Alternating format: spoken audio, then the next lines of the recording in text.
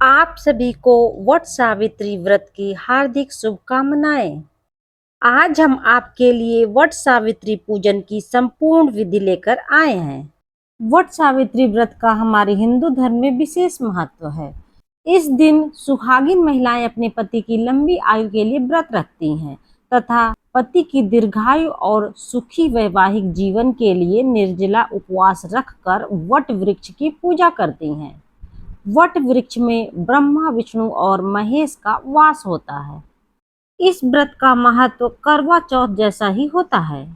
वट सावित्री का व्रत 26 मई 2025 को यानी आज मनाया जाएगा, जिसमें महिलाएं बरगद के पेड़ की पूजा करके अपने पति और अपने परिवार की संपन्नता और सुख के लिए उपवास करती हैं।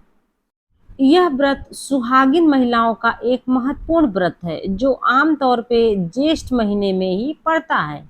उपवास 3 दिनों तक चलता है। ये त्रयोदशी से शुरू होकर पूर्णिमा या अमावस्या के दिन समाप्त हो जाता है। यदि कोई महिला तीनों दिन उपवास करने में असमर्थ है तो वह केवल अंतिम दिन उपवास करके अपना व्रत रख सकती है।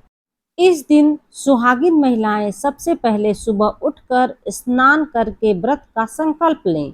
उसके पश्चात श्रृंगार करके सावित्री और सत्यवान की कथा सुनें और बरगद के पेड़ की पूजा करें।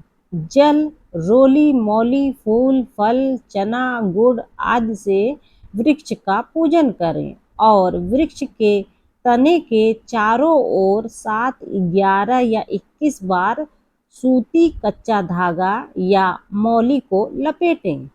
पति की लंबी आयु की कामना करते हुए मन, वचन और कर्म से पवित्र रहें। ओम नमो ब्रह्मणा सह सावित्रय नमः इस मंत्र को पढ़ते हुए सविधि पूजन करें। सावित्री और सत्यवान के प्रतीक रूप में मूर्ति या फिर चित्र बनाकर उसकी पूजा करें। व्रत का पारण अगले दिन करें और व्रत खोलते समय ब्राह्मण या फिर जरूरतमंद को दान अवश्य दें।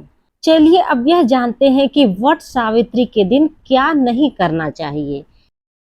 इस दिन बालों को और नाखूनों को नहीं काटना चाहिए तथा बालों को धुलना भी नहीं चाहिए।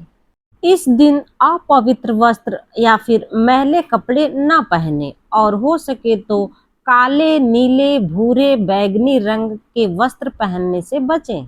इस दिन पैरों में महावर जरूर लगाएं तथा घर में कोई भी व्यक्ति तामसिक भोजन ग्रहण न करे और वट सावित्री वृक्ष पर सूत लपेटने के बाद जो धागा बच जाता है उसे तोड़ने की गलती ना करें। बचे हुए धागे को वृक्ष में लपेटकर छोड़ दें और वट वृक्ष की टहनी को मां सावित्री का प्रतीक माना जाता है, इसलिए इस दिन वृक्ष की टहनी या फिर डाल को ना तोड़ें। इस दिन झूठ ना बोलें, किसी का अपमान न करें और अपने पति से कटु वचन में बात न करें तथा झगड़ा करने से बचें। इस दिन व्रती महिलाओं को दोपहर के बाद सोना नहीं चाहिए। दक्षिण मुखी होकर पूजा या फिर श्रृंगार करने की गलती कभी भी न करें। मैचिंग के चक्कर में चटकी हुई या फिर टूटी हुई चूड़ी ना पहने।